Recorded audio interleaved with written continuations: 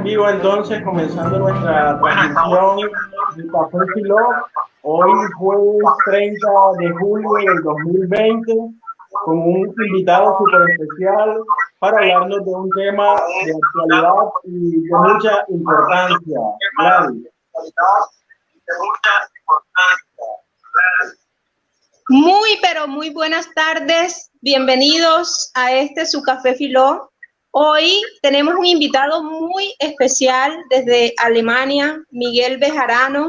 Les habla Gladys Merlano. Entonces, hoy estaremos tratando la importancia del teatro para la vida, un tema muy atractivo para todos, ¿no? Viendo el teatro como algo más allá de los actores y de los dramaturgos. Entonces, me siento muy feliz de tener hoy a Miguel Bejarano. Lo voy a dejar con Yair para que les haga una breve introducción al tema. Bueno, pues ya vamos a tener 2 horas de diálogo filosófico, pero desde ya les puedo garantizar que este espacio va a ser de muchos aprendizajes. Miguel Bejarano tiene experiencia en actuación, dirección y también es dramaturgo.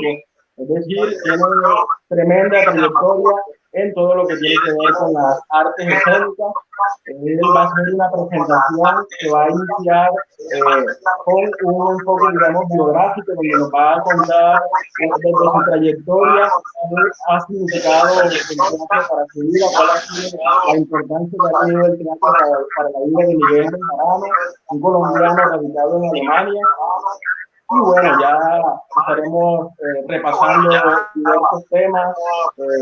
Lo que hemos podido dialogar con Miguel realmente nos ha despertado muchas expectativas interesantes, porque palabras más, palabras menos, lo que Miguel nos propone es que el teatro pues puede iniciar, no requiere la formalidad de las tablas, digamos, sino que requiere un espectador y la presencia de un espectáculo. Miguel incluso nos va a decir que desde, por ejemplo, el carnaval en Barranquilla, lo que estamos haciendo es teatro, lo que estamos viviendo es del teatro. Entonces, les auguro una excelente reflexión filosófica alrededor de este tema. Con Miguel vamos a abordar un poco desde su perspectiva el tema de la identidad rápidamente, la forma como el teatro puede permitirnos actuar de manera performática, jugar con lo que queremos mostrar, desde lo que él ha llamado, o desde lo que se conoce como esquizofrenia consciente, que son algunos de las bases que tiene Miguel. Entonces, bueno, ya él también nos va a estar hablando un poco de cómo el teatro puede servir como una herramienta de transformación social. Entonces, sin más, lo dejo con Miguel. Pero no sin antes, disculpa Miguel, vamos a explicarle a nuestros asistentes cómo va a ser la dinámica. Ahorita la intervención de Miguel con sus reflexiones. Luego vamos a darle la oportunidad a las personas que hagan sus comentarios, las preguntas que deseen, y las vamos a compartir con él. Entonces, pues bienvenido Miguel, encantados de tenerte aquí en Café Filó. Bueno, muchas gracias por la invitación. Buenas noches, y aquí en Alemania estamos de madrugada. Entonces espero que la madrugada nos dé otro nivel de comprensión de las cosas y de la realidad. Mi nombre es Miguel Antonio Bejarano Bolívar. Hago teatro profesional desde el año de 1980. Comencé en la ciudad de Bogotá en un grupo que se llama el Teatro Taller de Colombia. Pero para preparar esta charla, me hice otras reflexiones. Me pregunté, bueno, ¿cuál es la importancia del teatro para la vida? Esta es una pregunta muy corta, muy concisa, pero que yo voy a tratar en el limitado tiempo que tenemos responder extensamente.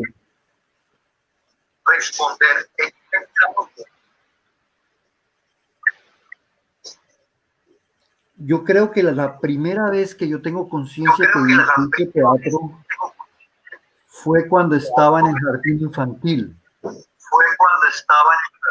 Tenía como 4 años, 5 años, y había un acto de clausura.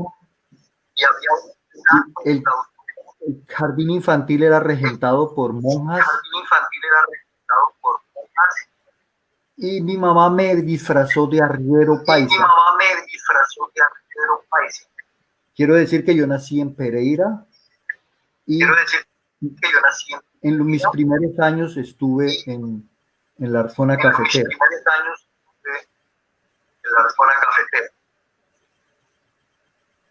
Yo estaba disfrazado de arriero paisa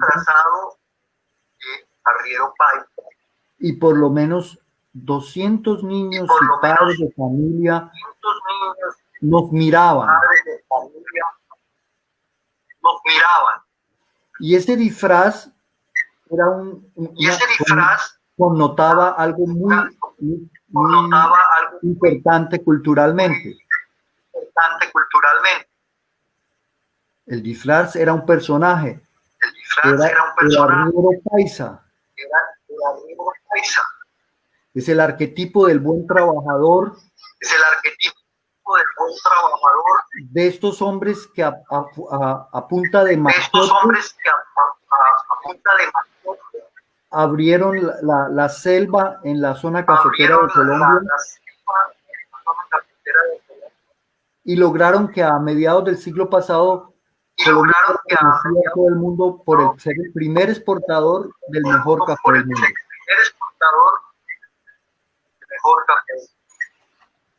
Es decir, el primer personaje que hice era un personaje que era aceptado. Era querido. Ahora les pregunto a ustedes, les quiero preguntar a ustedes si ustedes hacen una corta anotación de lo que, si se acuerdan ustedes de qué los disfrazaron cuando eran niños. Les doy, vamos a tomarnos 30 segundos para que ustedes, si se acuerdan que los disfrazaron, de qué los disfrazaron y cómo se sintieron. Porque al final de la charla me gustaría escuchar las impresiones de cada uno, los recuerdos que cada uno ha tenido durante la charla.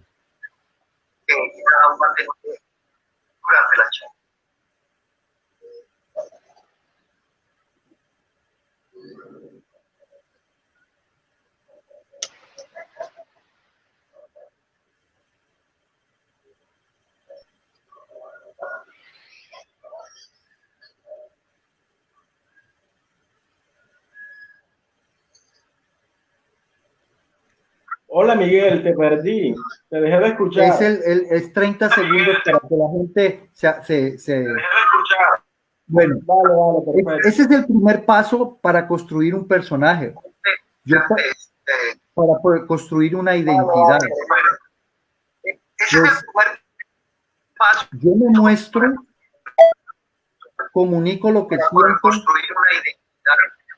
representando lo que soy, hace este encuentro desde afuera y registro lo que los otros, cómo los otros reaccionan.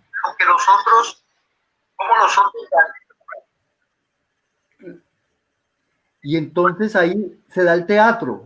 Hay una persona que presenta, que se expone, y hay otros que miran y que escuchan.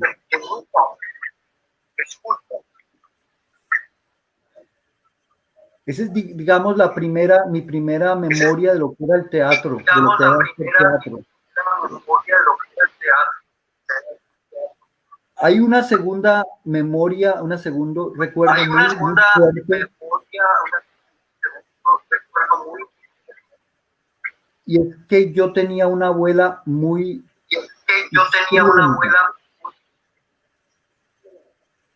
ella tuvo un derrame cerebral y no quedó muy bien de la cabeza, pero ella se disfrazaba de diferentes personajes y se mostraba en el espejo del armario de su habitación.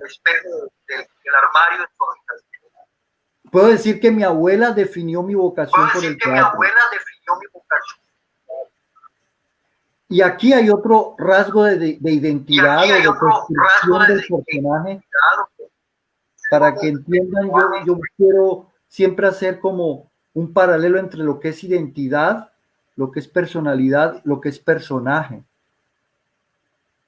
Que son, creo, diferentes niveles del mismo fenómeno.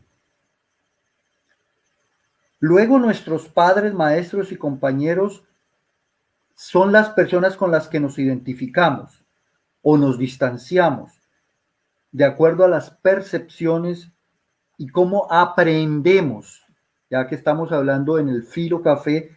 Aprender en filosofía es concebir las especies de las cosas sin hacer juicio de ellas o sin afirmar ni negar. Digamos, en la primera infancia uno solamente aprende y no le da un juicio de valor. Pero luego, más adelante, empezamos a construir juicios de valor y empezamos a imitar o a distanciarnos de aquellos que nos influenciaron, para mal o para bien o para ninguna de las dos. Voy a dar un salto en el tiempo. En la edad primaria viene otra pregunta, y yo creo que todos les hicieron esta pregunta. ¿Qué quieres ser cuando seas grande? Y uno se decía, ¿qué quiero ser cuando sea grande? Creo que todos nosotros nos hicimos esa pregunta. Ya de hecho estás creándote un personaje, estás creándote un rol en la pregunta. ¿Qué me gustaría ser?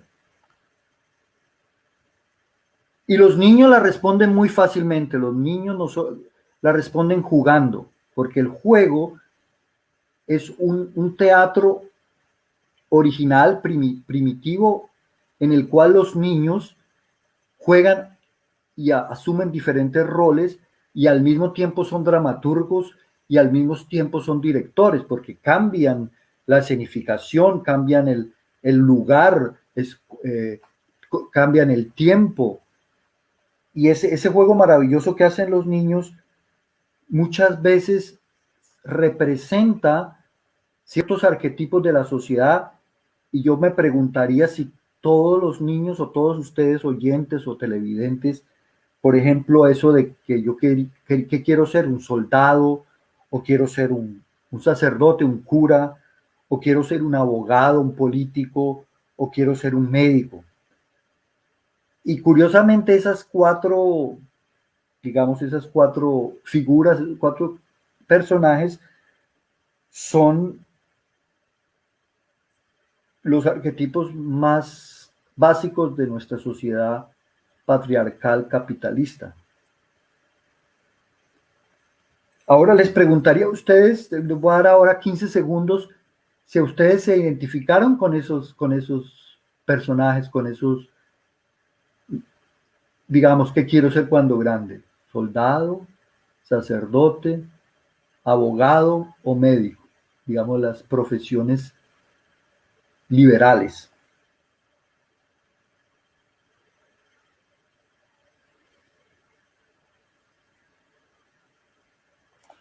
En mi historia personal, quise ser las cuatro cosas a la vez.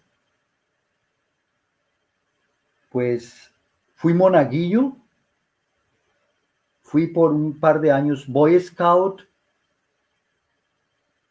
y jugué al doctor operando las muñecas de mis hermanas y también haciendo cirugía en pequeños animales como sapos o lagartos.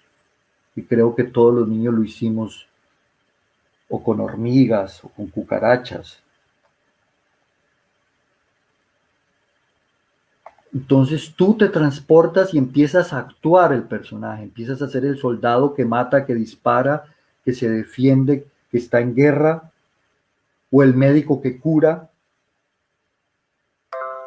o el abogado o el político que defiende y que también cuenta historias. Y esa fascinación que sentimos de transformarnos en otro, de asumir otro rol al que somos, es el principio del teatro. Imitar, encarnar, apropiarse podría ser. O sea, uno se apropia de un personaje, uno se encarna en un personaje, uno imita, uno representa. Y ahí en esa, depende de qué uno escoge, están como las diferentes corrientes del teatro, ¿no? Uno se distancia. O sea, en ese momento voy a remitirme al teatro griego. Entonces, ustedes saben que el teatro griego se originó en las fiestas a Dionisios. Dionisios era el dios del vino, el dios de la uva y de la embriaguez y de la música. Y entonces en las fiestas dionisíacas se bailaba, se cantaba, se actuaba, pero hay un momento muy especial en las fiestas dionisíacas, es cuando Tespis, que tenía un carromato, dijo, yo soy Dionisios. Ahí nació el primer actor, por lo menos en el teatro griego, cuando Tespis dijo, yo soy Dionisios. Y ese es el primer actor porque él asumió otro papel. Se representó se tomó la representación de ser Dios, el Dios Dionisios. Bueno, y ahora les pregunto a ustedes también de nuevo, ¿qué personajes, qué figuras, qué artistas, qué personas le llamaron la atención en la niñez? Que dijeron, yo quisiera ser como ese, o como ella, o como él.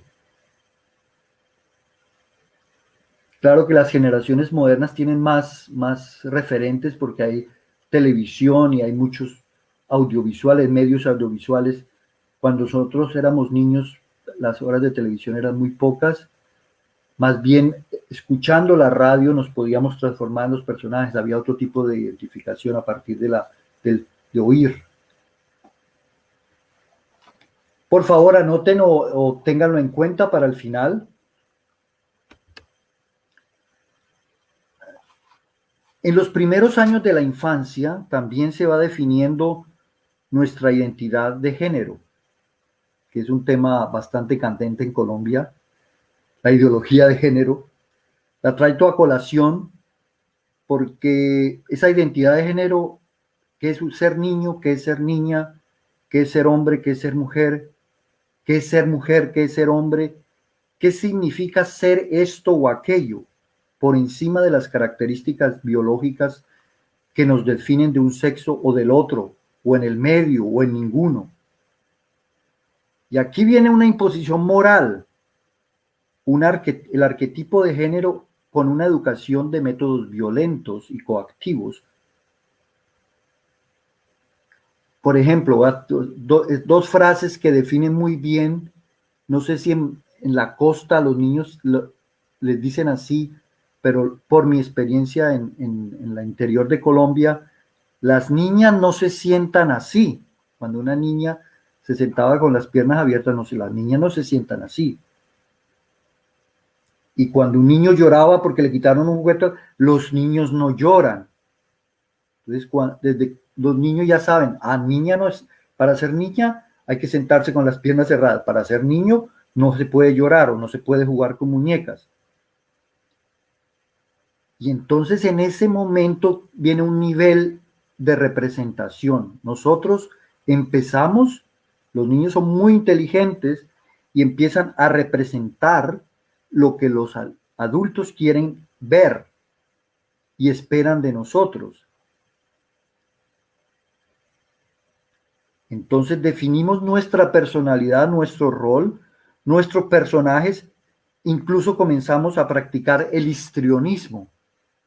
El histrionismo lo saco aquí de un significado de la Real del diccionario. El histrión era el que representaba disfrazado en la comedia o tragedia antigua. O sea, vuelvo a lo del disfraz, me disfrazo, me pongo un vestuario, me pongo una determinada camisa, un determinado sombrero, asumo ciertos rasgos de identidad para crear un personaje hacia afuera. Inclusive nosotros llegamos después a crear diferentes personajes para diferentes momentos de la vida o diferentes situaciones o diferentes núcleos sociales. En la universidad somos uno, en la casa somos otro, con la novia somos otro. Para mí fue muy importante trabajar como en el bachillerato. Yo hice tercero y cuarto de bachillerato en Valledupar, y allí en el Colegio Nacional Loperena había un concurso de declamación. A mí me gané el tercer puesto, y entonces hicimos una pequeña gira por el departamento del Cesar, y era maravilloso poder decir poesías, declamar en diferentes colegios con mucha gente. Y allí yo les preguntaría a ustedes, ¿participaron ustedes en las izadas de bandera, en los actos culturales? ¿Qué papeles jugaron? ¿Qué les fascinó? ¿Qué les dio vergüenza? Hay otro momento muy especial que definió de alguna forma mi dedicación al teatro, y es que en una Navidad el niño Dios, es decir, mi mamá me regaló un teatro de títeres. Y ese teatro de títeres yo lo completé, el elenco eran como 3 o 4 muñecos, yo lo completé descabezando las muñecas de mi hermana, y en un cuartico que teníamos en Popayán, vivíamos en ese tiempo en Popayán, mi padre es de Popayán, en un cuartico al fondo de la casa, improvisé un teatro de títeres, y todos mis vecinos eran mis espectadores cautivos, y mis hermanos, porque yo tengo muchos hermanos, tengo 8 hermanos, y entonces en ese momento empecé a improvisar de acuerdo a lo que yo escuchaba en la radio, o lo que yo veía en la televisión, o lo que yo leía en los libros de cuentos, historias, improvisaba historias, y a mí lo que más me fascinó es la respuesta, la reacción de esos niños. Yo detrás de ese teatrino escondido, solo veía los muñecos, yo escuchaba que los niños se reían o lloraban, inclusive se asustaban, y eso me fascinó. O sea, influenciar, poder decir algo, mostrar algo y directamente tener la respuesta, la reacción.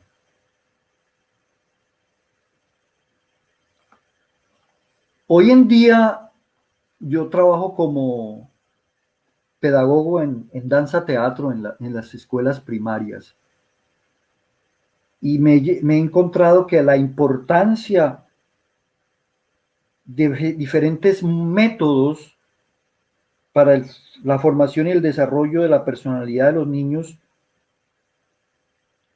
se han dirigido a lo que se llama inteligencia emocional. Imagino que ustedes estarán familiarizados. Es decir, el teatro es un maravilloso vehículo para que los niños lo integren a su vida. Yo trabajé con un coreógrafo inglés que se llama Royston Meldoon. Él trabaja en escuelas en toda Europa, y él siempre hace grupos muy grandes con alumnos de diferentes escuelas, de diferentes clases, de diferentes barrios, y mezcla todo el mundo. Y él dice que la vida se puede cambiar en una clase de danza. En el hecho, él hace mucho danza performativa.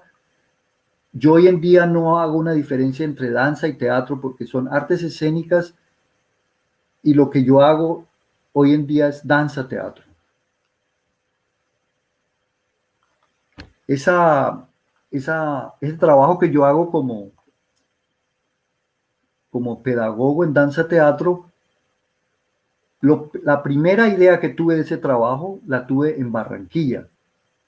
Yo estaba en el año de 1983 en Barranquilla y presenté un proyecto a la Secretaría de Cultura para hacer un proyecto de teatro en un barrio. No me acuerdo ahora qué barrio era. Desgraciadamente no me dieron el proyecto no salió, pero ese sueño, en ese momento yo sabía, yo presentía que el arte, el teatro, la danza, tienen que ser enseñadas a los niños desde muy pequeños. De alguna forma en Barranquilla ese papel lo tiene el carnaval y la música, ¿no? Que los niños desde muy pequeños están familiarizados con las manifestaciones parateatrales del carnaval. Ese sueño que tuve entonces ahora es una realidad. Y vuelvo a otra cosa, ¿por qué es el teatro importante para la vida? Porque tus fantasías, tus sueños pueden ser realizados en cualquier espacio. Yo realicé ese sueño de poder enseñarle los rudimentos del oficio del teatro a los niños pequeños, a los niños de la edad primaria. Mi trabajo fundamental aquí en Alemania es enseñar en escuelas primarias y enseñarles los primeros pasos del teatro para que ellos más adelante o sean espectadores del teatro, espectadores inteligentes del teatro, o se dediquen al teatro.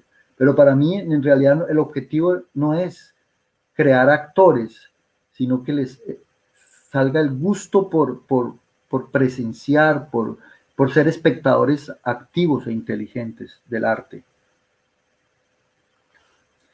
Y bueno, el efecto que tiene el teatro para la vida de los niños, ahora hablo de los niños, es que los niños empiezan a autovalorarse, viene la confianza en sí mismos, tienen una percepción del espacio, entonces cómo actúo yo en el espacio, cómo me muevo yo en el espacio.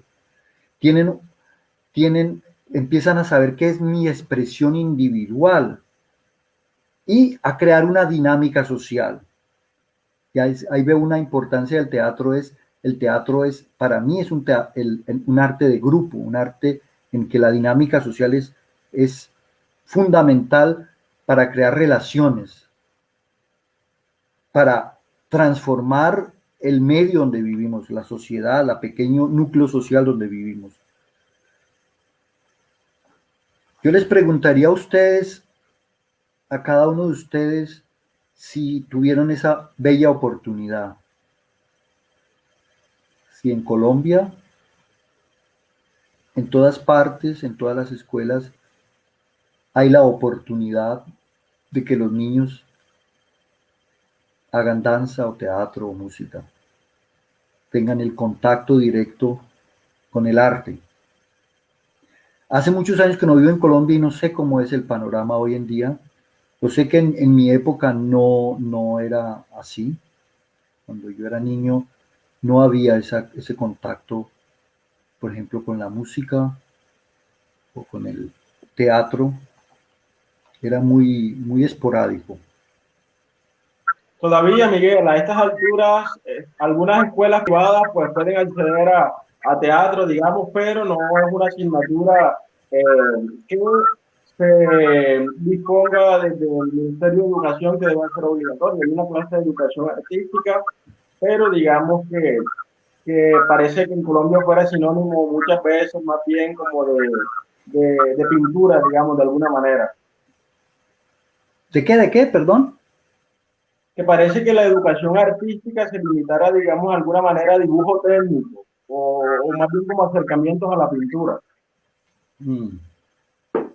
Sí, a mí me gustaría saber lo de las artes escénicas, porque es muy especial lo que pasa en las artes escénicas, ¿no? Es una forma de fomentar la lectura, fomentar la expresión oral, cómo te expresas con el lenguaje y naturalmente la expresión corporal. Yo creo que eso tendría que ser parte del pensum académico para todas las escuelas primarias. Bueno, vamos a dar un salto a la adolescencia, y en la adolescencia comienza otro teatro, comienza otra representación, y es el enamoramiento, el teatro del amor, en los bailes, las conquistas, en las riñas, las peleas, las competencias deportivas. Prácticamente los deportes, el fútbol es un juego dramático, o el básquetbol. Siempre hay un conflicto, hay alguien que va a ganar, ¿no? En el teatro siempre el conflicto es el motor del teatro. Y también me gustaría preguntarles si en la adolescencia, cuando tuvieron que representar esos papeles, sintieron vergüenza o miedo para asumir esos roles, esos personajes. Y esos personajes son un momento muy crucial para la afirmación de la personalidad de cada quien. Y entonces les pregunto, ¿fueron ustedes a los bailes? ¿Participaron en un club deportivo? ¿Hicieron cosas ilegales o prohibidas en grupo? Y de la adolescencia pasamos a ser adulto, digamos, a los 21 años. Y entonces comienza la vida en serio. Se acabó el juego. Prácticamente se acabó el teatro. ¿Por qué digo que se acabó el teatro? Bueno, es que no se puede jugar más. Hay que estudiar, hay que ganarse la vida, hay que formar una familia y definir un rol. Para mí, definirse en un rol es petrificarse o en una personalidad. Para que seamos siempre el mismo y nos reconozcan. Y para que sepamos leer qué opinión o qué apreciación tienen los otros de nosotros. Es lo que se llama crear una estrategia o una táctica de sobrevivencia. O sea, ya no voy a jugar un papel como quiero el papel, o a transformar de un papel al otro, o a jugar, sino que me petrifico en un rol para ser aceptado o querido o sentirme útil en esta sociedad. Naturalmente, no todos siguen ese rol, pero la mayoría de las personas, digamos, se conforman, entran en el momento de resignación, de conformarse a estar encerrados en un solo rol o en una personalidad. Vuelvo a hacer como un recuento de lo que yo viví. Cuando salí de bachiller, yo tenía 3 opciones. Y la opción era estudiar ingeniería, como mi padre, que era ingeniero, porque yo era bueno en matemáticas. Dije, no, bueno, ingeniería es bueno. Otra era estudiar administración, porque a mí me gustaba el orden y tener las cuentas claras. Y la otra, hacer teatro. Estudiar teatro. Aunque estudiar teatro era una cosa que decía, estudiar eso no se estudia. Todo el mundo hace teatro, todo el mundo sabe, y ahí en ese momento uno dice, bueno, ¿es el teatro una profesión?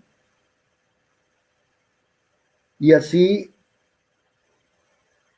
me presenté a la Escuela Nacional de Arte Dramático en Bogotá y no pasé. Así que, un poco triste, un poco frustrado, me dediqué a ser administrador. Me empecé a estudiar administración. Pero comenzaste a actuar como administrador, a ejercer ese rol. Como administrador y actuar como muy buen estudiante. O sea, tuve en los 2 primeros semestres el primer puesto, entonces me ganaba beca, tenía algunas ventajas, algunos beneficios por tener beca, y entré al grupo de teatro de la universidad, de la Escuela Superior de Administración Pública. Y ahí se formó el bololó, se formó el despelote, porque empecé a ser muy crítico con lo que estaba aprendiendo en la Escuela de Administración, empezando por la administración y métodos, administración de personal, cómo hacer eficiente que los trabajadores trabajen más rápido y produzcan mejor. Y ahí en ese momento hubo un quiebre ideológico y empecé a ir más a los ensayos del grupo de teatro que a las clases de la universidad. Y lentamente, paulatinamente, porque no estaba muy seguro, me salí de la Escuela Superior de Administración Pública.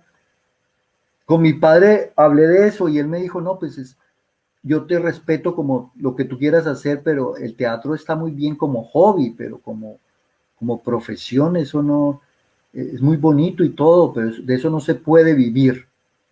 Y ahí viene otra pregunta, ¿puedo vivir del teatro? ¿Qué es importante el teatro para la vida y para el teatro profesional? Es que yo pueda vivir del teatro, porque un actor profesional se caracteriza porque puede vivir de su oficio. Y ahí empiezo entonces a hacer teatro en un grupo universitario, después me invitan a un grupo profesional, después entro a la Escuela Distrital de Teatro de Bogotá y tenía unos días muy agitados. Yo salía a las 7 de la mañana, iba a la universidad, después estaba en el grupo de teatro, después me iba al grupo de teatro que me habían invitado y en la noche iba a la escuela de teatro. Pero entonces el teatro fue como un succionar que ya no podía, yo tenía que hacer el teatro. Yo les quería preguntar a ustedes en el bachillerato, cuando salieron de bachilleres, aquí hay otra cosa, si sabían qué querían hacer, o les definieron, o cogieron lo primero que se le encontró, o realmente decidieron por vocación. O sea, una profesión tú la escoges por vocación o porque no hay otra cosa o porque no sé qué hacer, entonces me meto a cualquier cosa. Esa es otra cosa. Miguel, sinceramente que hasta ahorita ya después de profesionales no sabemos qué hacer. Sí, esa ya entraría con otra pregunta filosófica que es el por qué de la vida sí, ¿por qué hago con mi vida? ¿Qué hago con mi vida? Sí, ¿qué es lo que hago yo con existencialista incluso?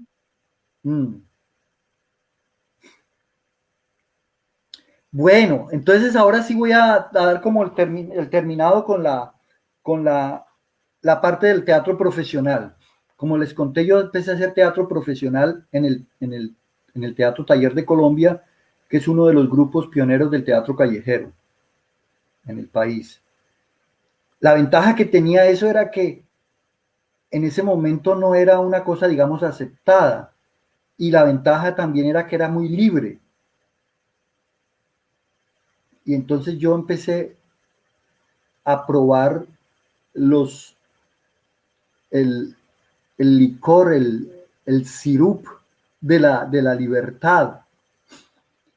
Y en el grupo era un grupo que era anarquista en el sentido de que no había director, sí había dirección.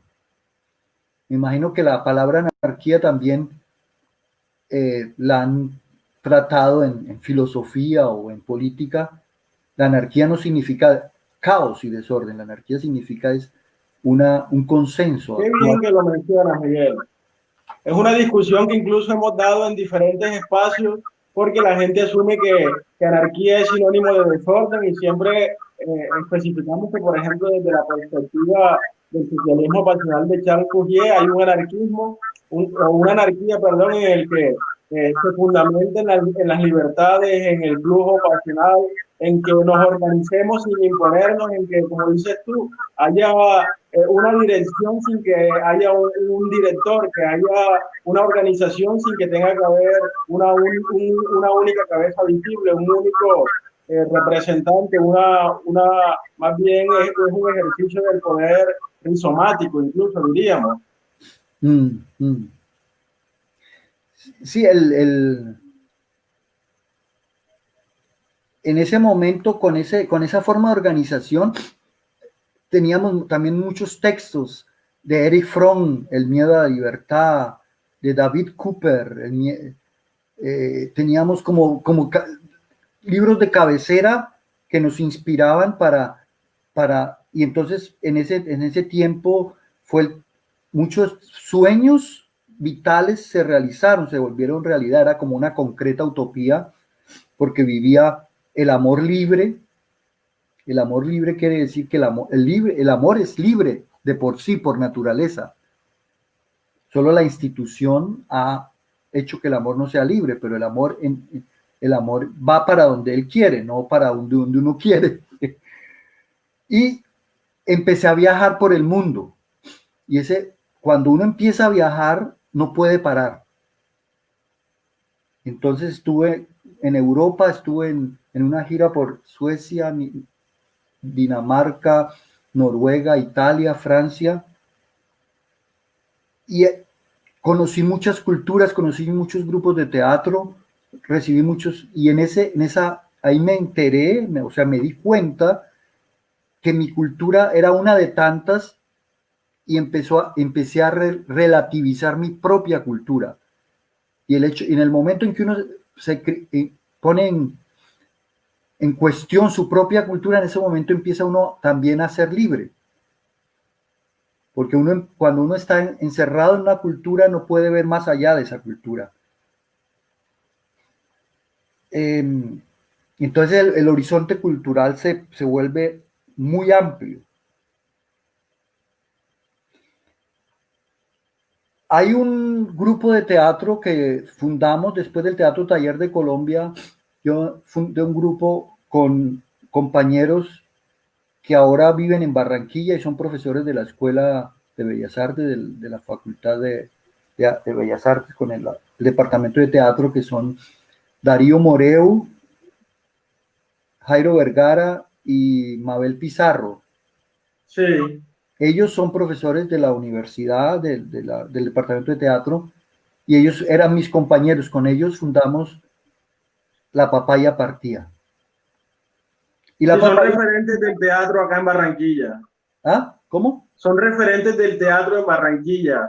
Darío, Mabel, son por supuesto autoridades en el tema.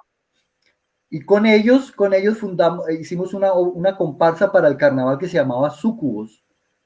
Súcubos son demonios femeninos, son demonios que se vuelven femeninos para atraer a los hombres. Y era como un ritual, como un aquelarre.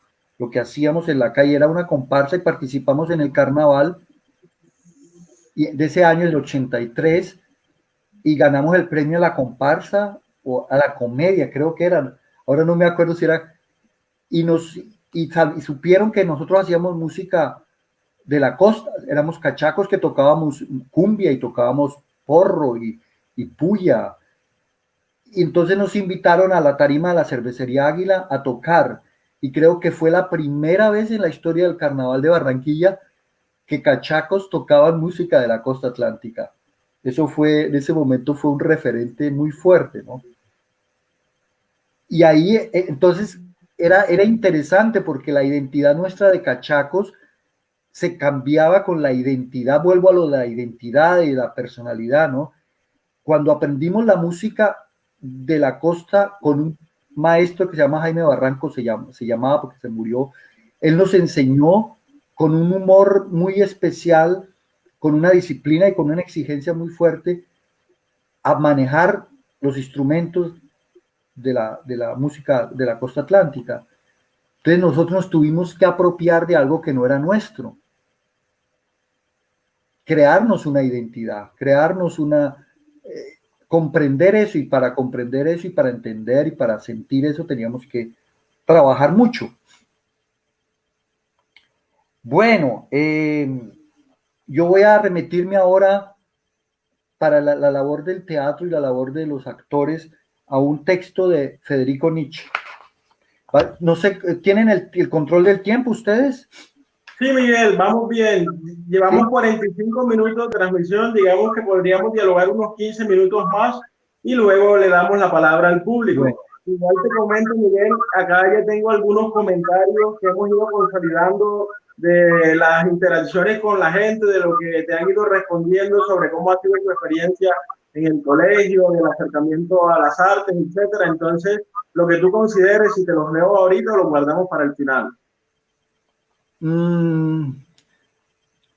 Leo este texto de Federico Nietzsche y podemos leer alguno de los chats, me interesa. Dale, perfecto. Y tal vez podemos variar el sentido, el sendero de la charla, o ampliarlo, o ya. Voy a leer esto de Federico Nietzsche. Hemos sido enseñados a pensar con una sola lógica, un paradigma lingüístico que nos obliga a elucubrar de una forma específica.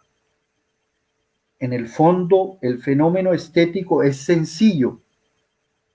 Para ser poeta, basta con tener la capacidad de estar viendo constantemente un juego viviente y de vivir rodeado de continuo por muchedumbre de espíritus. Para ser dramaturgo, basta con sentir el impulso de transformarse a sí mismo, de hablar por boca de otros cuerpos y otras almas. Ahí yo descubrí un aspecto del teatro, y es que yo digo, un poco radical, digo que los actores somos esquizofrénicos conscientes, porque nos transformamos en diferentes personalidades, en diferentes personajes, asumimos diferentes roles, pero de una manera consciente, disciplinada, pero es en sí mismo una esquizofrenia, a veces, ¿no? Cuando se confunden todas las cartas de los personajes. Bueno, sí, podríamos, yo quiero tocar para finalizar una cosa, y es que el teatro es importante. Tal vez alguno de ustedes ya está familiarizado con eso, si han estudiado psicología, y es el teatro es importante para la vida porque es un método de sanación. Puede ser utilizado como terapia, porque en el momento en que tú representas lo que viviste, hay un proceso de catarsis y te liberas de lo que viviste. El teatro puede ser un vehículo de expresión política, el teatro puede ser un vehículo de denuncia social, o el teatro puede ser simplemente una válvula de escape, en donde todos los fantasmas o todas las represiones o todos los traumas o todos los malos recuerdos salen a flote en el escenario. Y esa es digamos, la libertad que nos damos los actores, o por lo menos yo siempre me he dado la libertad de utilizar el teatro o de estar en el teatro para, en diferentes épocas de mi vida, autoterapizarme, sí, hacer una autoterapia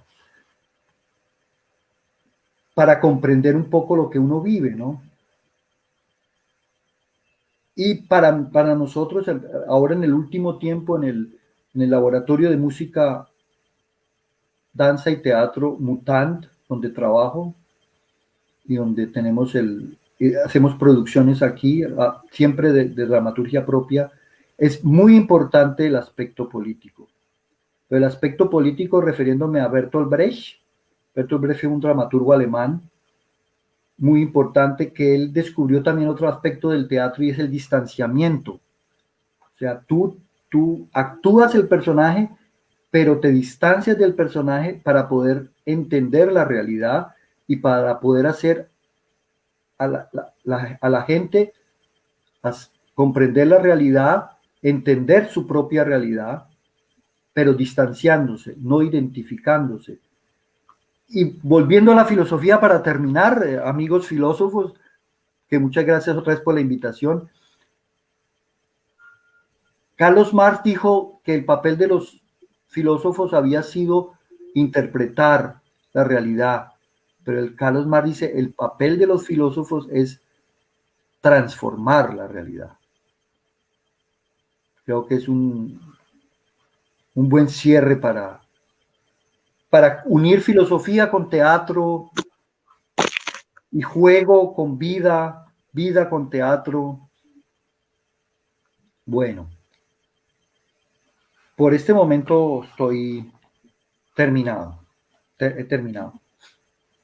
Excelente, Miguel. Tremendo cierre entonces con una de las tesis sobre Feuerbach.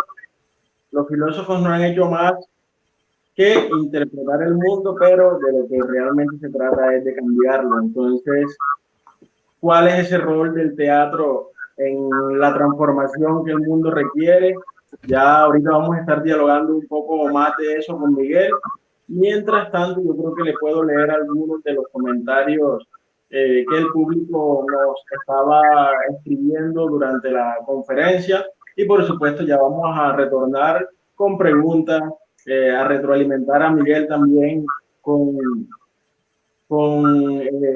las palabras del público. Y por ejemplo aquí, a ver, Julieta Zambrano, Miguel, te comenta que ella solo tuvo un acercamiento al teatro, fue en el bachillerato, dice que solo tuvo la oportunidad en el bachillerato, y por lo general la enseñanza del arte en los colegios es incompleta. Paula Castillo opina igual, dice que son escasas y cada vez menos el enfoque artístico en las escuelas. Andrés de Arcos Salcedo te dice, soy estudiante de educación artística, a veces los colegios se limitan al currículum de la mera plástica, pero en nuestro programa nos han enseñado a ser transversales, podemos utilizar el teatro para enseñar pintura, música, etcétera. Entonces, esos son algunos de los comentarios, Miguel, del público. Si quieres responder a alguno de esos comentarios, y en un momento ya te sigo leyendo lo que nos dicen las personas que están conectadas. O no, por aquí Clarita Speed hace una pregunta que parece que Miguel es un poco fuerte, pero entonces le voy a dar la palabra a Miguel y luego seguimos con la pregunta. Hay una pregunta. A mí me gustaría, ¿puedo hacer un minuto de pausa? Dale, claro que sí, Miguel. Un minuto de pausa y de pronto ustedes pueden interactuar con la gente. Ya vengo. ¿Sí? Listo, Miguel, perfecto. Entonces, te damos ese minuto y mientras tanto podemos, a ver, ir comentándole a nuestro público, por ejemplo, un poco de conceptualización filosófica mientras Miguel retorna. No tengo clara específicamente la palabra griega de la cual surge personalidad, pero sí personaje, por ejemplo, lo que significa es máscara. Entonces, me parece súper interesante a partir de la discusión de la universidad, por ejemplo, reflexionar sobre las máscaras que tenemos que utilizar socialmente. Miguel ahorita, por ejemplo, hablaba del tema de enfoque de género. Por ejemplo, sin duda podemos decir que socialmente tenemos que asumir un montón de mandatos, un montón de compromisos, y por ejemplo, desde la moral, socialmente se imponen un montón de normas que nosotros asimilamos y que nos hacen entonces actuar, nos hacen tomar esa personalidad, tomar esa máscara, ponérnosla y representar representar un rol socialmente. Y era lo que nuestro invitado decía hace un rato, por ejemplo. Nosotros ejercemos un rol específico también dependiendo del lugar donde estemos. Por ejemplo, el Yair, que normalmente ahorita ustedes tienen apertura a mi casa, pueden ver un poco internamente cómo estoy, pero cada uno entonces está representando un papel en un momento diferente, ¿no? No es el mismo Yair el que presenta Café Filó algunos jueves en este espacio de la Alianza Francesa, a que Yair que tiene que cumplir un rol empresarial o cumplir unas responsabilidades laborales. Entonces, como que sí, a partir del concepto de personalidad y del concepto de identidad, podemos engranar o orientar una discusión muy interesante. Y la conclusión a la que sí podemos llegar es que socialmente toca ir asumiendo personalidades, ir asumiendo máscaras, y eso no necesariamente tiene que ver con un trastorno psiquiátrico, sino más bien con lo que nos mencionaba nuestro invitado de hoy, tiene que ver con esa esquizofrenia consciente, con esos roles que es necesario interpretar.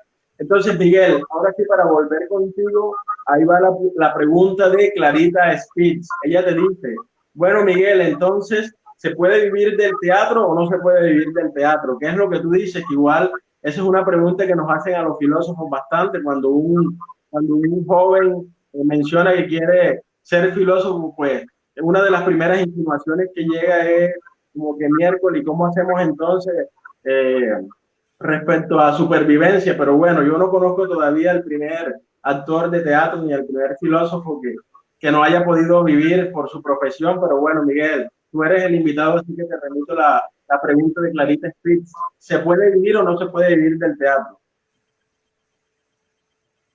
Sí, sí se puede vivir del teatro. Es una cosa de decisión. Cuando tú haces la decisión radical, me voy a dedicar a esto y de esto voy a vivir, sí se puede vivir. En Colombia hay miles de personas dedicadas al teatro. Cuando yo vivía en Colombia no era así.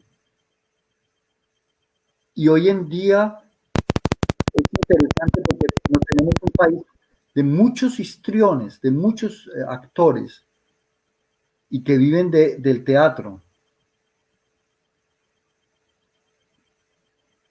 Y más importante que vivir del teatro es que el teatro, la vida en el teatro, ¿no? O sea, que el teatro sea un motor de vida. En el momento en que no es un motor de vida, sino un oficio más, es mejor dejar el teatro. Yo he tenido momentos de crisis en los que mi vida ha superado el teatro, o la poesía o la fantasía del teatro, y entonces me he dedicado a vivir intensamente épocas de mi vida. Me refiero, por ejemplo, cuando nació mi primer hijo. Yo tengo 3 hijos. Cuando nació mi primer hijo, todas las impresiones y las emociones de ser padre, de ser el papel de padre, superaron todas las expectativas del teatro, que yo no pude hacer teatro. No. Es que la poesía de la vida era mucho más grande que la poesía del teatro. El hecho de vivir del teatro es mucho la pregunta del teatro profesional, ¿no? Un actor es profesional cuando vive del teatro. Para mí un actor es profesional cuando se dedica al teatro, trabaja muchas horas al día en el teatro, así no coma del teatro, no se gane el sustento del teatro. Pero hay también mucha gente de teatro que vive de enseñar. Enseñar es siempre una alternativa también muy hermosa, el arte de enseñar, y el teatro y enseñar es una de las profesiones más hermosas que hay. Yo que trabajo en las escuelas primarias aquí en Saarbrücken, en la ciudad de Saarbrücken, si me dieran, yo si fuera 10 años menor, yo diría, yo quiero ser profesor de primaria. Porque los profesores de primaria definen muchos de los aspectos de las personitas, de esos niños que llegan a la escuela. Son unas personas fundamentales en nuestras vidas, ¿no? Pero sí, yo diría que se puede vivir del teatro y si uno tiene la decisión, decir, yo voy a hacer esto y voy a vivir de esto. Como los escritores, ¿no? Hay muchos escritores que nunca se arriesgan por ejemplo, tienen un empleo en un banco o en una empresa. Conozco muchos, que nunca se arriesgaron a decir, bueno, yo voy a vivir de escribir, de contar historias. Entonces siempre tienen esa medianía, ¿no? Tú haces 6 horas al día, trabajas en una empresa, 8, y en el resto del tiempo escribes, ¿no? O haces arte. Y la idea es hacer arte en todos los aspectos de tu vida. También en el trabajo que haces como pedagogo es el arte, ¿no? Hay que ser. Sí. No sé si la respuesta estuvo contestada o está bien, o sea, tuvo una respuesta satisfactoria. Dale, Miguel, muchas gracias. Igual Clarita Speed, si quiere que Miguel profundice sobre algún aspecto específico, ahí nos puede dejar su comentario. Miguel, te voy a leer un comentario y una pregunta de Julieta Zambrano. Ella dice, soy estudiante de arte dramático, pero me demoré en llegar ahí. Yo supe qué quería hacer cuando salí del bachillerato y tenía deseo de entrar a una escuela de arte dramático. Pero resulta que esos porqués hicieron que la inseguridad y los comentarios influyeran en que escogiera otra carrera, hasta que luego de un tiempo me decidí a estudiar y vivir de la actuación. Esa es lo que te comparte Julieta Zambrano, quien también te hace una pregunta muy interesante, Miguel. Sí. Dice, ¿el espectador puede participar o vivir esa catarsis? ¿Puede hacer catarsis viendo teatro?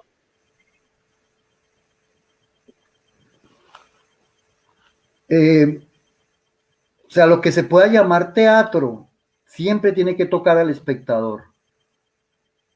Solamente en la medida en que tú como actor tengas una relación, una comunicación con el espectador y muevas algo en él, ahí hay teatro. Es la función fáctica del arte, ¿no? Que la persona está en el teatro, ve el teatro, pero en ese momento no puede como entender o captar toda la complejidad de lo que ve o lo que escucha, y luego cuando sale del teatro y empieza a caminar o está en su casa, empieza como a seguir trabajando por lo que vio, a asimilar lo que vio, y en ese momento el teatro cumple la función fáctica, que es la función de tú reflexionas, y sigues, tu cerebro sigue trabajando con lo que vio, ¿no? Muchas gracias, Miguel, por tu respuesta. Entonces, necesariamente el teatro debe movilizar emociones. Eduardo Lora Cueto, Miguel, un colega tuyo, también director y actor de teatro en Barranquilla, director de la corporación Baúl Polisémico, por acá te dice, el teatro puede ser un vehículo de expresión política. Y es que justamente ellos, por ejemplo, hacen un trabajo para sensibilizar a las personas, para mitigar la violencia contra las mujeres desde este grupo de teatro Baúl Polisémico. Entonces seguro que Eduardo se ha sentido identificado con tu presentación en lo referente a expresión política. Por acá Emanuel Estrada Ávila también nos deja un comentario, Miguel. Dice, Guattari y Deleuze hablan de la esquizofrenia como un modo de experimentación que rompe con lo establecido. Se puede ir de un lugar a otro sin límites, sin fronteras. Y en el ejemplo del teatro, es el campo perfecto esquizofrénico de la experimentación para liberar los cuerpos. Qué bueno, qué bonito. Sí, además muy interesante, por ejemplo, referente a lo que tú decías, Miguel, ¿no? De no dicotomizar la danza y el teatro, sino de que se pueden amalgamar, de que pueden una expresión sumarse a otra y pues despertar un tipo de sensibilidades compuesto diferente, ¿no? Sí, hay un referente en Alemania, creo que en Colombia saben también de la existencia, ya se murió, era Pina Bausch. Pina Bausch es la referente de la danza teatro en el mundo. ¿No? Ella, en el momento en que liberó a sus bailarines de los rostros inexpresivos y empezó a contar cosas, y era muy político lo que ella hacía, ¿no? Muy crítico a la sociedad. No sé si ustedes conocen algo de Pina Bausch. Yo soy un admirador. No conozco tu obra. Tiene unas cosas muy, muy interesantes, porque es danza teatro, ves el teatro y ves la danza, ¿no? Y hay otras artes, por ejemplo, en India no hay la división entre teatro y danza, sino que son una unidad. Sí. Y creo que en la escuela de teatro Jairo enseña algo del teatro hindú, del arte marcial hindú, lo mismo que Yasmín en la escuela de danza en Barranquilla da clases de Bharatanatyam, que es una danza dramática hindú de la India. Y en Colombia hay dos danzas dramáticas en la costa atlántica, que es la danza del garabato o la danza de la muerte. Es una danza dramática, está en teatro, un conflicto, ¿no? Entre la vida y la muerte. Y la cumbia es el amor, ¿no? La conquista, ¿no? Para mí es una danza dramática también. Sí, sin duda.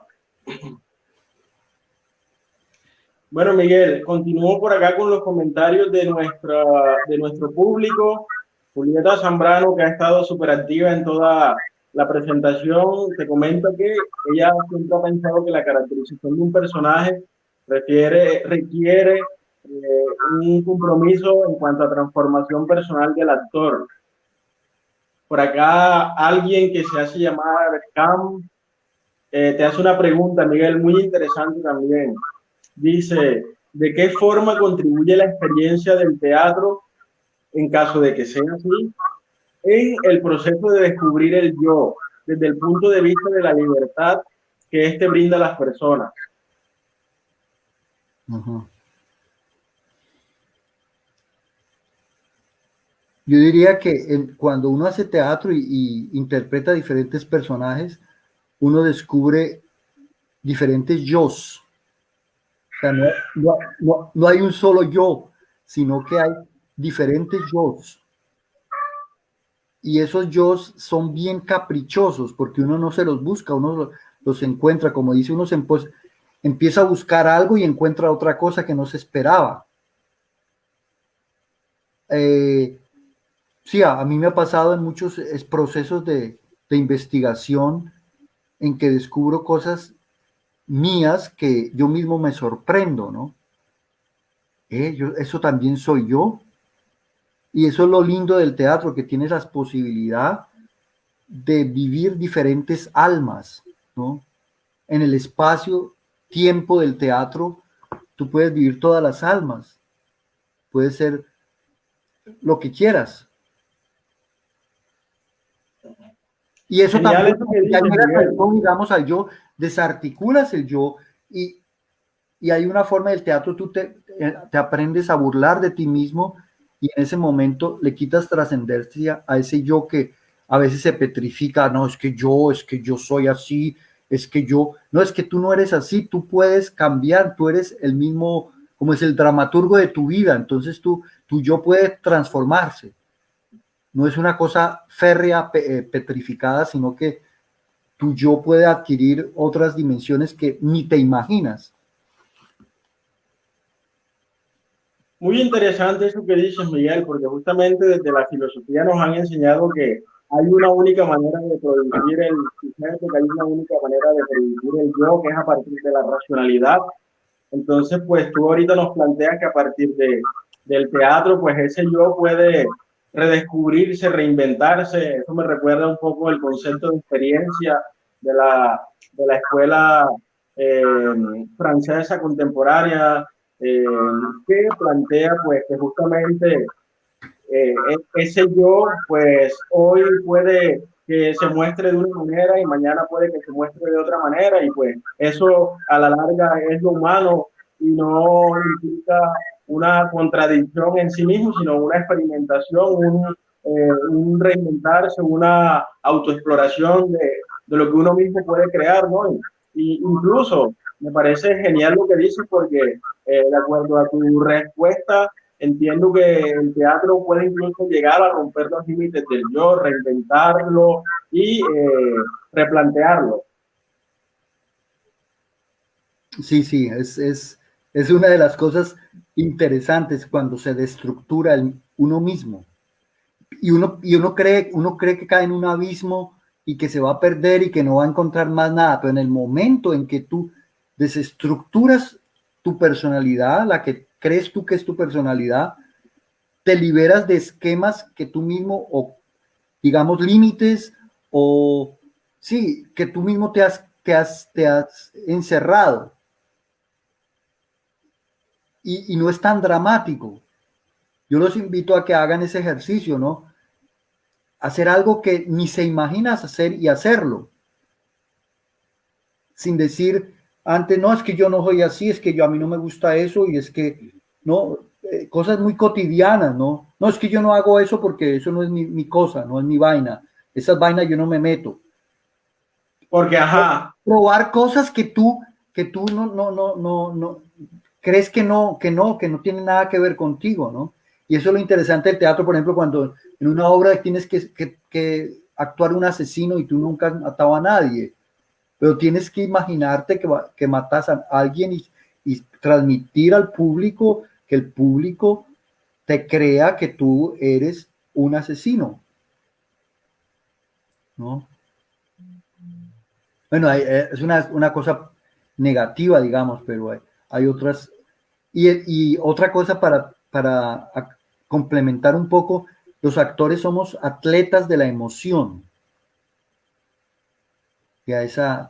Nos entrenamos para ser flexibles y permitir maleables, para permitir que las emociones afloren. Así las emociones que tú mismo ni te imaginas o que te da miedo tocar, ¿no? Te da miedo como meterse en esa historia, ¿no? Sí, de acuerdo. Miguel, mira, por acá veo que tenemos varias preguntas en el tintero. Por ejemplo, Esteban Iglesias también nos plantea una pregunta muy interesante, Miguel. Ya. Dice, ¿cómo se plantea el futuro de las artes escénicas en el contexto de la pandemia? Ay. Uy, eso está... Bueno. Pregunta para tesis doctoral, Miguel. Sí. Vamos a una cosa. Nosotros estamos aquí en una alternativa muy, digamos, la tecnología nos permite que estemos a 8.000 kilómetros de distancia y nos estemos comunicando. Y es una comunicación en 2 dimensiones. Pero el teatro es un arte de 3 y más dimensiones. Les voy a contar algo que pasó. En Alemania, las restricciones a la pandemia, las restricciones por el coronavirus no han sido tan fuertes. Al principio lo que era lo de la máscara, la restricción de salir, pero nunca era como es, tú podías salir y nadie te iba a parar ni nada, pero era más que todo, bueno, hay que ser conscientes de que es un virus peligroso y el teatro no puede. Yo siento que el teatro en la época en el tiempo de la pandemia no puede reducirse al Zoom y a la virtualidad de las pantallas. Porque hace muchos 3 siglos se dice que el teatro es un arte moribundo, pero no se ha muerto, ¿no? El teatro siempre como que resurge como el ave fénix de las cenizas y los actores ahí tenemos que ser creativos y hay otras formas de hacer teatro. Por ejemplo, nosotros acá creamos un pequeño grupo por lo de la pandemia y hicimos happening. No sé si conocen la palabra happening. Las happenings son actos sencillos, teatrales, pero que involucran al público. Y fue una cosa muy sorprendente, porque nosotros dijimos, no, es que no estamos de acuerdo con estas restricciones, es que el virus no es tan peligroso como lo dicen en los medios, es que las cifras son manipuladas, las cifras del coronavirus son manipuladas. Nunca en la historia de la humanidad habíamos tenido cada día, hoy hay más 3 muertos de coronavirus, o mañana hay más contagiados, y cada día hay se nos alimenta el miedo, el pánico. Yo le digo que es la panicomedia del 2020. Se alimenta el pánico, pero si tú ves las estadísticas, y eso lo analizamos aquí en Alemania, la gente que muere de gripa, de influenza, cada año es mucho mayor que las muertos que ha tenido la coronavirus en Alemania, por ejemplo. Yo me refiero a Alemania, donde me muevo. Y lo peligroso y lo grave para nosotros, los ciudadanos que queremos ser libres, es que los estamentos políticos utilizan esa pandemia para restringir aún más las libertades de los ciudadanos, siempre con la disculpa de la pandemia. Yo le digo que la máscara en realidad no es para hacer la ilusión de que no te vas a contagiar, pero la máscara no es saludable. Yo le digo, no es una máscara, sino un bozal.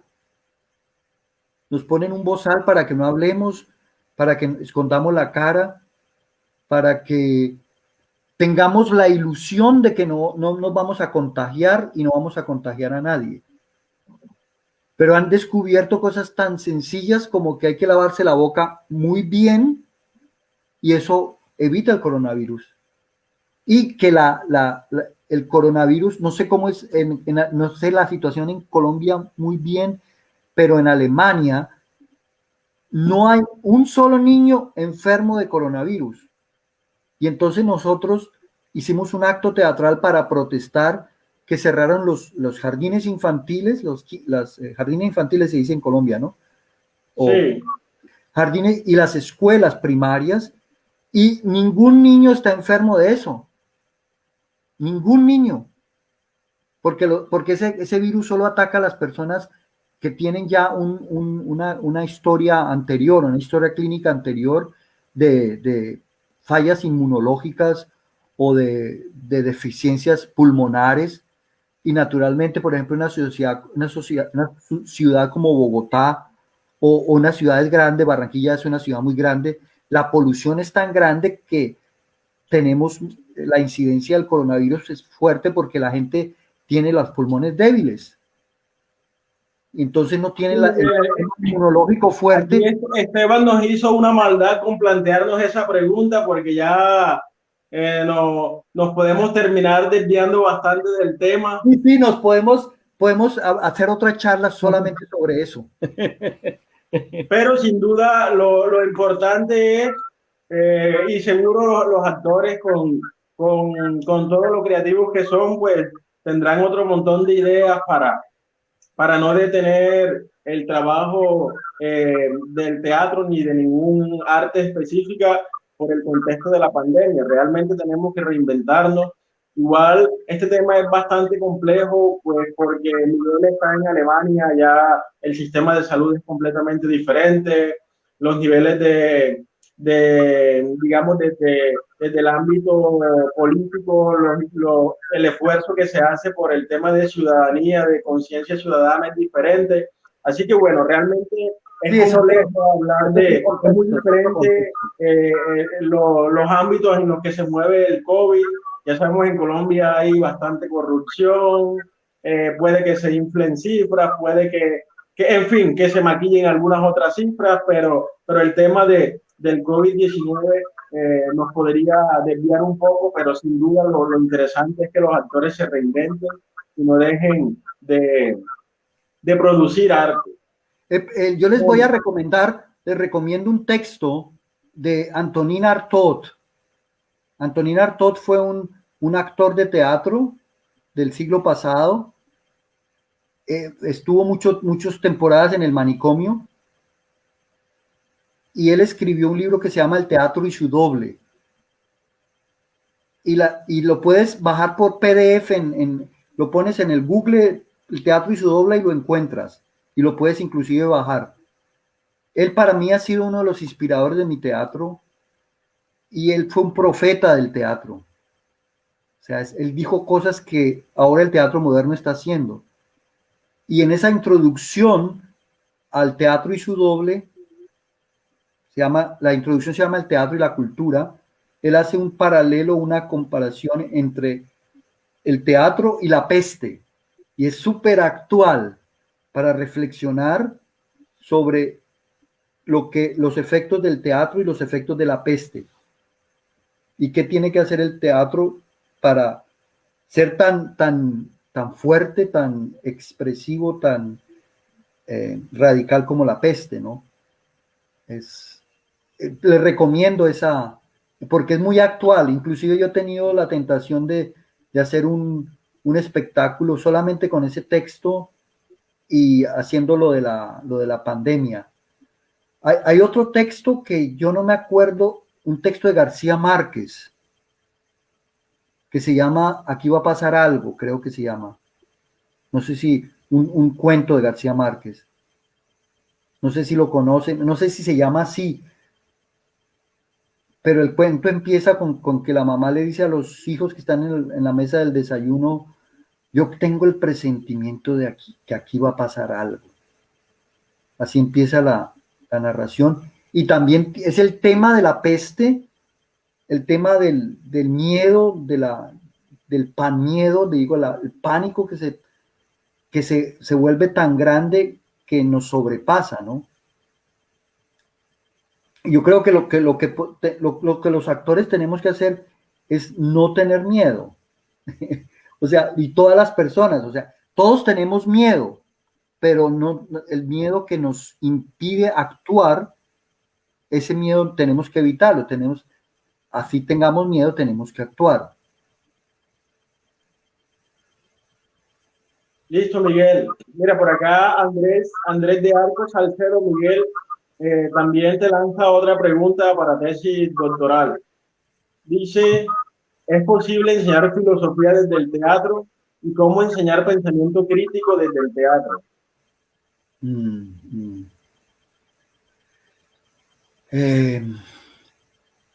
Los procesos creativos, cuando son procesos,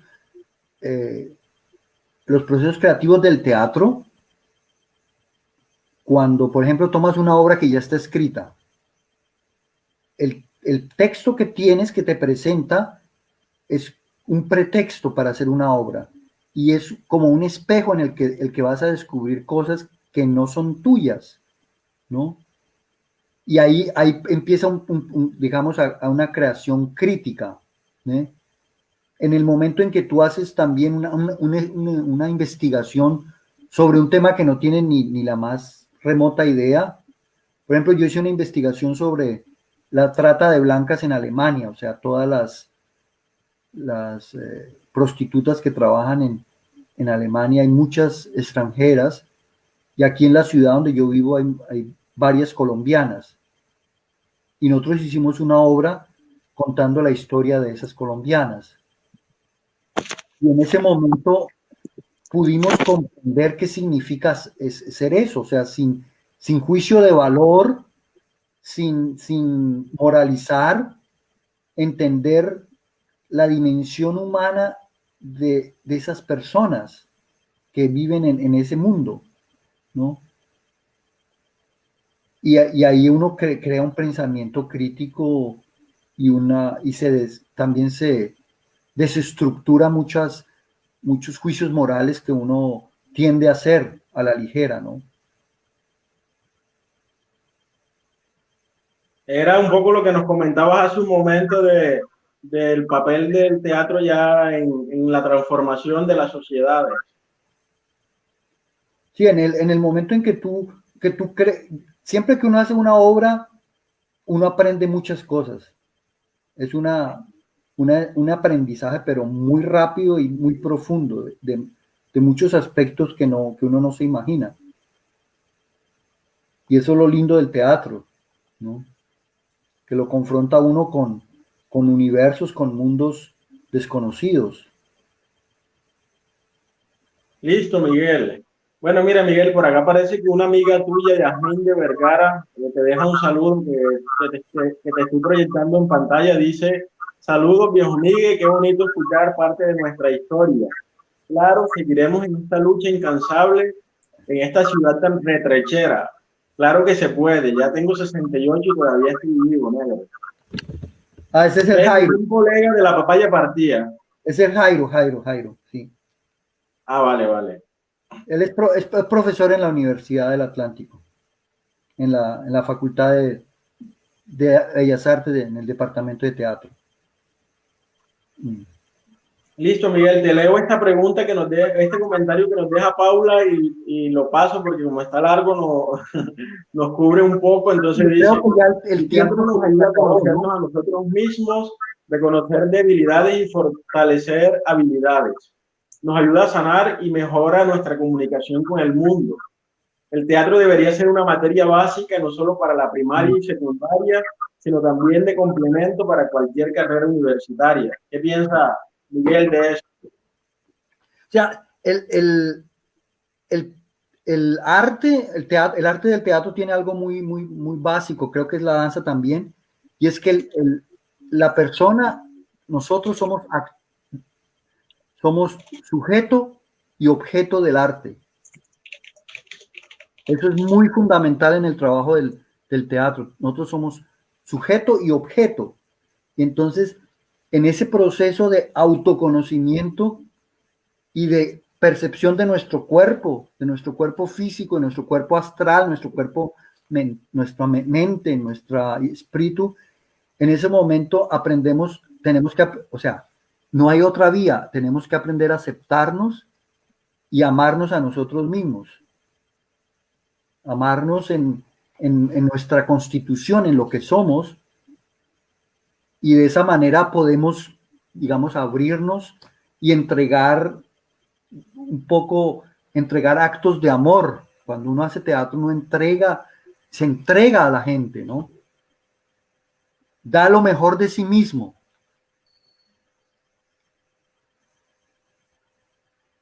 Gracias, Miguel. Bueno, mira, Miguel, por acá Andy Joel Espinosa también tiene una pregunta.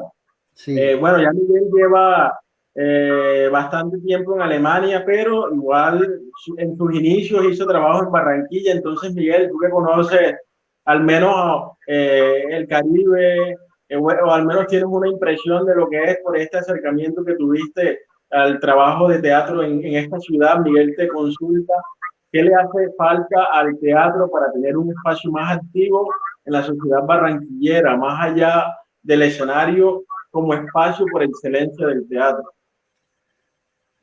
Yo creo que en Barranquilla ahora hay una cantidad de gente haciendo teatro. Hay muchos grupos, ¿no? Cuando nosotros empezamos con la papaya partida, creo que habían 3 grupos máximo, 3 o 4 grupos máximo en Barranquilla. Pero ahora debe haber unos 20 grupos de teatro. Al menos, sí. Sí, y Barranquilla tiene una cosa, o sea, la costa atlántica, yo digo, por mi vivencia, Barranquilla es una ciudad agreste en el sentido de que te choca, cuando tú llegas allá te choca, porque ustedes, sin moralizar, ¿no? Ustedes son muy irreverentes, muy burladores, se burlan de todo, te ponen apodos desde el principio. Pero en Barranquilla yo aprendí una cosa y es la espontaneidad, la alegría, y ese clima que te permite, te abre todo, te abre los poros. Y el teatro callejero en Barranquilla ahí se puede hacer teatro callejero, pero maravilloso, ¿no? Es un espacio amplio. Claro, se han hecho cosas y creo que el panorama ahora es mucho más amplio y mucho más rico, y hay más apoyos institucionales. Yo me acuerdo que cuando yo estuve en Barranquilla, solo se podía pedir para hacer funciones con 2 universidades y con la cervecería Águila. y ellos pagaban unas chichiguas, una cosa, pero súper mala el pago de las funciones. Nosotros en Barranquilla pasamos dificultades económicas muy fuertes cuando comenzó la papaya partida, pero teníamos una convicción decisiva de que queríamos hacer eso, y gracias a nuestros familiares que nos apoyaron, a los amigos, pudimos crear un trabajo muy, muy sólido, ¿no? Y Barranquilla, yo tengo un amor por Barranquilla muy, muy especial, porque es una ciudad jacarandosa y hechicera. Bueno, Miguel, pues esperamos cuando tengas la oportunidad de venir a Barranquilla, pues utilizamos la presencialidad para hacer cosas chéveres y pues para que ya nos muestres un poco tu experiencia en la escena, porque ha estado genial escucharte, pero seguro estará mucho más interesante ver un poco esas amalgamas que tú haces entre teatro y danza. Miguel, por ahí tu amiga Mabel en pantalla, te acabo de proyectar un saludo que te manda también. Dice mi querido Mike o Miguel, te mando un abrazo. Mabel está escuchando. Qué bueno. Sí, por ahí vi que algunos, cuando estabas haciendo referencia a ella, pues alguno de los chicos que la identifica, me imagino, la etiquetó y pues por ahí se conectó y te dejó el saludo. Sí, son personas muy queridas, inolvidables, compañeros de batallas callejeras en el teatro. Es una amistad muy profunda la que nos une con ellos, que me une con Darío, con Mabel, con Jairo. Listo, Miguel. Mira, por acá Emanuel Ávila también hace una referencia a esto, y dice el teatro y el cuerpo sin órganos. ¿Cómo? ¿Otra vez? Emanuel Ávila Estrada, aquí en el comentario que te estoy proyectando en pantalla, también hace referencia al teatro y el cuerpo sin órganos de Astor.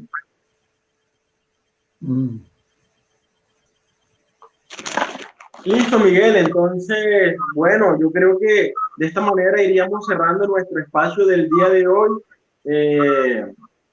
Si hay algún otro comentario o pregunta que se me haya escapado, le pido el favor a mis compañeros que nos están apoyando hoy un poco en la parte técnica, pues que me lo hagan llegar. Pero entonces, para el público de Café Filó Barranquilla, esta excelente presentación del día de hoy, les recuerdo, ha estado a cargo del actor, director y dramaturgo Miguel Bejarano, quien nos ha compartido un montón de reflexiones interesantes desde su vivencia, desde su experiencia, desde su quehacer profesional. Y bueno, Miguel, mil gracias por acompañarnos y te doy la palabra entonces para que te despidas del público barranquillero, que además ha tenido una excelente recepción a tu presentación. Pues hoy de manera especial nos han dejado muchísimos comentarios y preguntas, Miguel, lo cual implica que han estado ahí acompañándonos en todo momento, sintonizados a tu presentación. Bueno, yo agradezco esta invitación y agradezco también que por esa invitación tuve que hacer un esfuerzo que ahora veo con satisfacción. Siento, por ejemplo, que estoy de madrugada, aquí son las 3:15 de la madrugada y normalmente a esta hora yo no estoy despierto, pero entonces me han abierto también otro espacio que yo pensé que ya estaba cerrado, y es ese momento en el de la vigilia, en el que tú atraviesas los límites del sueño y llegas a otros niveles de comprensión. Entonces les agradezco mucho a ustedes, amigos de Filó, y gracias por darme este espacio para filosofar, para hablar del teatro, para compartir mi vida, algunas partes de mi vida con ustedes. Muchas gracias. Miguel, muchísimas gracias a ti por tomarte un café. Me imagino que esa cafeína fue la que te ayudó a estar despierto hasta las 3 de la mañana allá en Alemania. Y me imagino que ahora mismo debes estar en un estado entonces de esquizofrenia consciente. Sí, ya no voy a poder dormir. Bueno, Miguel, nuevamente mil gracias, de verdad. Una excelente presentación. Y lo mejor de todo, pues es que estas plataformas nos permiten guardar el registro audiovisual de esta presentación. Tú igual te comprometiste a compartirnosla por escrito, para en algún momento en que vayamos a hacer la publicación de las memorias, pues tener ahí el insumo. Entonces, en julio estuvimos hablando de la importancia del teatro para la vida, un tema que le dimos una orientación desde la estética, desde la filosofía del arte. Y en agosto, Miguel, evidentemente te compartiremos la grabación, porque no creo que vayas a trasnochar el próximo mes para escuchar el tema, pero de todos modos te comento que vamos a estar con un tema muy interesante. Nos va a acompañar el profesor Óscar Caicedo Machacón, que llamó su presentación no todo es una construcción social, lo que la biología nos cuenta sobre el comportamiento. Él es filósofo, magíster y doctor en filosofía de la ciencia de la Universidad de Salamanca en España, y nos va a estar acompañando en este espacio. Entonces, nuevamente les digo, este mes de julio con un tema bastante artístico, estético, que nos ha hecho reflexionar muchísimo. El otro mes vamos a estar desde una perspectiva más científica también en este mismo espacio, Miguel. Entonces, nuevamente, agradecerte por acompañarnos, agradecerte por la disposición, por la paciencia. Realmente para el público que nos está viendo, una presentación como esta pues exige algunas pruebas antes, y pues con estos horarios que no cuadraban, pues para nuestro invitado realmente ha tenido que hacer un gran esfuerzo, así que le damos mil gracias, Miguel. Y te repito, realmente valió la pena porque mantuviste al público desde el comienzo hasta el final. Namaste. Como dicen en India, namaste. Bueno, namaste, Miguel, y namaste a todo nuestro público. Saludo la vitalidad que ustedes tienen. O sea, saludo lo que ustedes tienen de vida.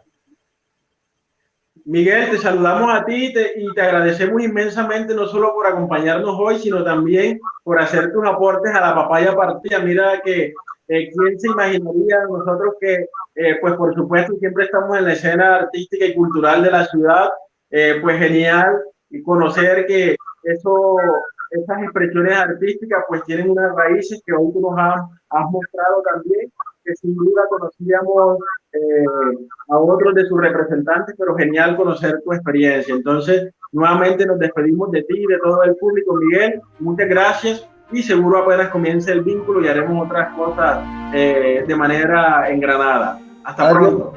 Adiós. Buenas noches.